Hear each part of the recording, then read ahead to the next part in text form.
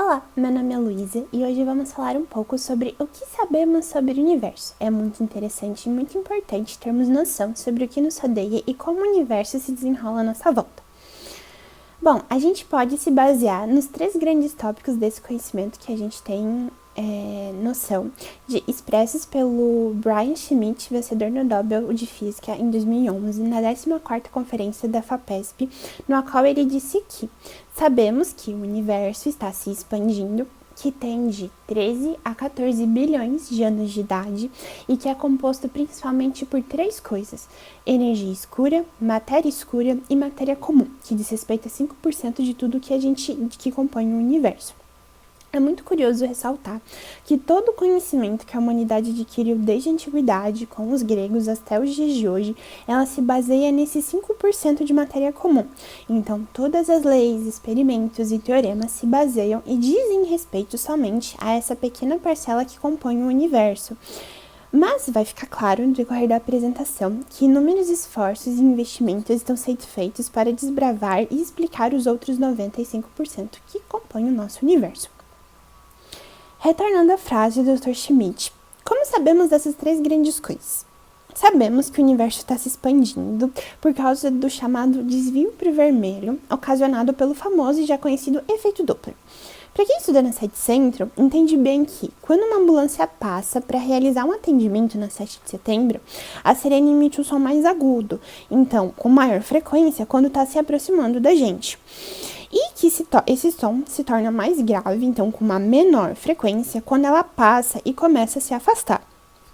O mesmo acontece com a luz, que, considerando o seu comportamento quando onda, quando emitida ou refletida por objetos astronômicos, tende ao vermelho, uma cor com maior comprimento de onda no espectro eletromagnético na questão da luz visível. Quando esse corpo ele está se afastando da Terra, então em paralelo com um som mais grave da ambulância, e ele tende ao azul, com menor comprimento de onda no espectro eletromagnético, então com um som mais agudo, quando esse corpo se aproxima da Terra. Desse modo, as distâncias dos objetos astronômicos foram calculadas por meio da intensidade da luz que chega desses objetos e que a gente consegue saber que eles estão se afastando de nós por causa do comprimento de onda da luz que eles emitem, e eles se alongam e tendem ao vermelho, chamado efeito redshift.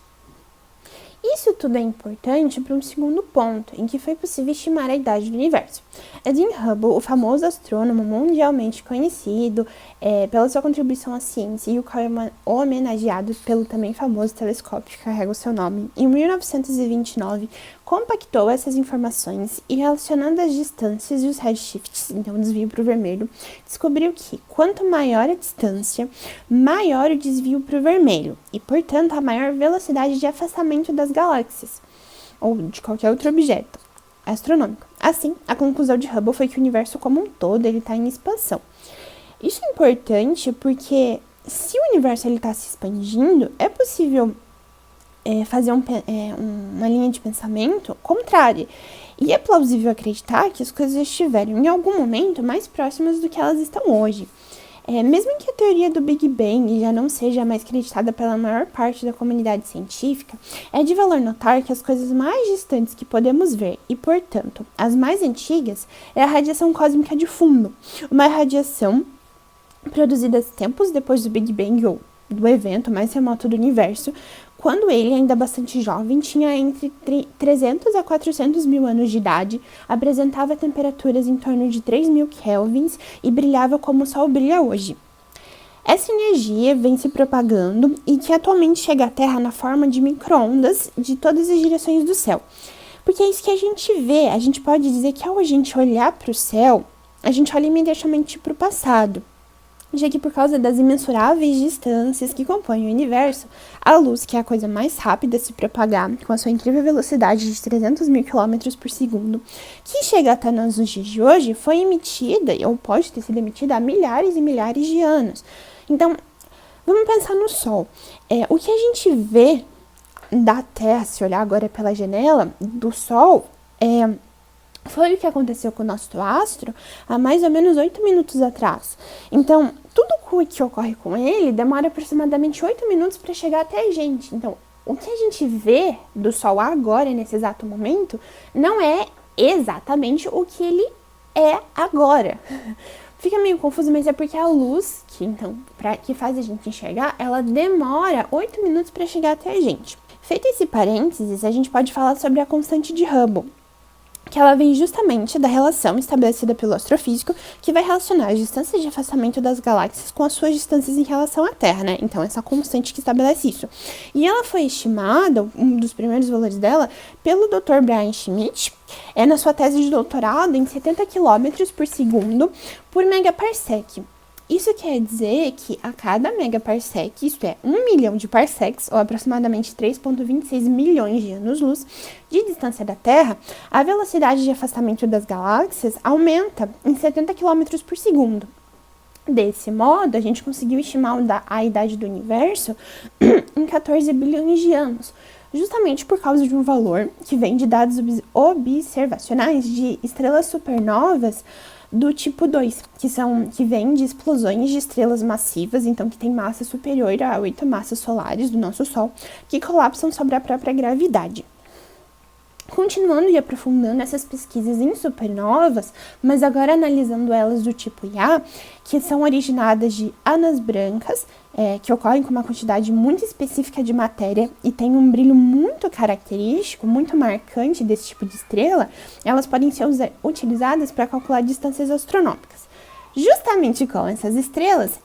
mais de um laboratório chegou na década de 90 no que diz respeito a quase um paradoxo. Não no sentido científico da palavra paradoxo, mas no que a gente tem como senso comum mesmo, de que, ao contrário do que toda a comunidade astronômica acreditava, de que a atração gravitacional, que a gente vem estudando nas últimas semanas, entre os componentes do universo, ela estaria freando a expansão. Quando na realidade o universo estava se expandindo com velocidade cada vez maior. Então a gente pode pensar, se a velocidade de afastamento das galáxias estava sendo positivamente acelerada e não retardada, era preciso haver alguma coisa maior que a atração gravitacional, que puxa, os objetos entre si, proporcionalmente às massas envolvidas, por causa da distorção do tecido espaço-tempo. Então existe alguma coisa que está empurrando essas galáxias para longe uma das outras. Isso levou ao resgate de uma hipótese da chamada constante cosmológica, proposta inicialmente por Albert Einstein, que a gente também pode chamar de energia escura, que seria essa coisa que, contraintuitivamente, faz o universo se afastar, vencendo a gravidade. Mas vale ressaltar que, assim como a maioria das coisas relacionadas à energia escura, constante cosmológica, enfim, como quiser chamar, e ao universo no geral, que englobam esses 95% que a gente não tem conhecimento, e também podemos englobar o valor exato da constante de Hubble, que ainda é muito discutida. Tudo se trata de hipóteses e teorias, elas não são definidas como verdades absolutas e são passíveis de serem refutadas e aprimoradas, justamente por causa da delimitação tecnológica e por serem questões muito sensíveis. E o não saber é um motor muito forte para o desenvolvimento da ciência.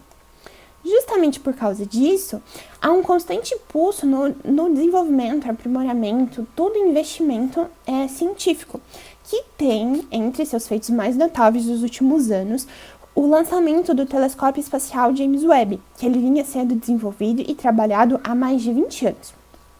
Diferente da maioria dos telescópios com os quais a gente está acostumado, que tem maior contato que a gente pensa quando vê um telescópio, como o Hubble, por exemplo, que o James Webb está situado além da atmosfera terrestre, da sua órbita mais próxima, localizado no segundo ponto entre os 5 do ponto de Lagrange,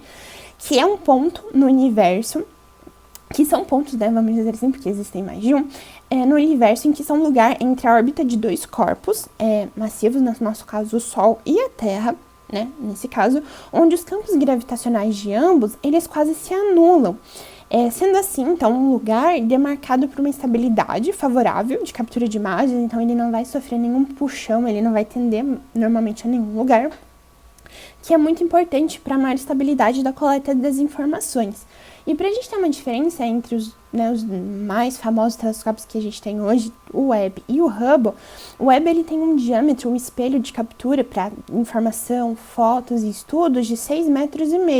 enquanto o Hubble ele chega a 2,4. Aqui uma proporção de um ser humano de 1,80 para a gente ter uma noção de quão grande esse telescópio é.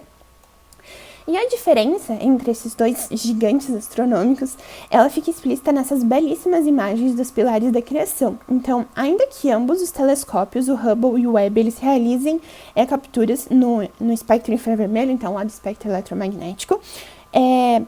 o Hubble, ele faz no infravermelho próximo, que tem um comprimento de onda, né, de infravermelho justamente porque ele vem depois do espectro da luz visível da cor vermelha, comprimento de onda de 0,75 micrômetros a 3 micrômetros, e o James Webb, ele faz também no infravermelho médio, mas também no infravermelho entre o infravermelho próximo, mas também no infravermelho médio, que vai ocorrer então de 3 a 30 micrômetros. O que possibilita essa diferença de captura de infravermelho é a retirada, faz com que a maioria das poeiras, vamos dizer assim, nublados das capturas que obstruem a lente do Webb, elas consigam ser superadas e vistas. Então, muitas estrelas, galáxias, nebulosas, objetos astronômicos no geral, eles conseguem ser muito mais perceptíveis e vistos com uma maior clareza, justamente por causa dessa diferença de captura. Falando agora um pouquinho sobre as principais novidades que a gente tem no desenvolvimento na Terra mesmo, a gente tem o Square Kilometer Array Observatory, SKO, que vai ser o maior e mais extenso conjunto de antenas que comporão um radiotelescópio, que vai fazer capturas na frequência rádio para rastrear todo o céu, que vai ser possível com detalhes, com muitos detalhes sem precedentes. Ele, que é 50 vezes mais potente do que qualquer outro do gênero do ramo, ele vai ser composto por centenas e milhares de antenas de média frequência a serem instaladas na África do Sul e antenas de baixa frequência na Austrália. Telescópios na Terra são muito importantes e têm o seu principal desenvolvimento notório no que a gente teve alguns anos atrás, na primeira foto a ser registrada de um buraco negro, no qual quase todos os telescópios da Terra foram apontados e direcionados para um único ponto no espaço e ficaram em exposição capturando milhares de gigas de informações para fazer com que fosse possível, juntamente com o desenvolvimento de software, que, claro, contrabalanceou a rotação da Terra e todos os inúmeros outros fatores, que compuseram, então, essa imagem do buraco negro, que é um feito gigantesco, do qual, como importante, os telescópios em solo também são para a ciência, não somente os em órbita da Terra. Finalizando, a gente tem essa imagem que é o ponto mais distante do universo registrado pelo telescópio espacial James Webb, de que a gente vive, é uma poeira estelar, a gente é um pedacinho de um universo gigante, do qual a gente só conhece 5% da